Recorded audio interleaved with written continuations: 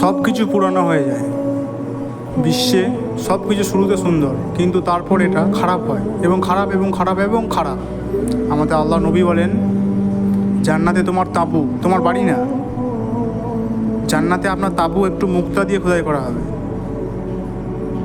যার উচ্চতা 60 মাইল এবং 60 মাইল চওড়া। এটা তোমার তাঁবু।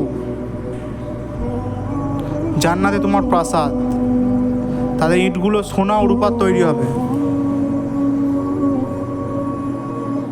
মোটার যে ইট একত্রিত করে কস্তুরী দিয়ে তৈরি হবে।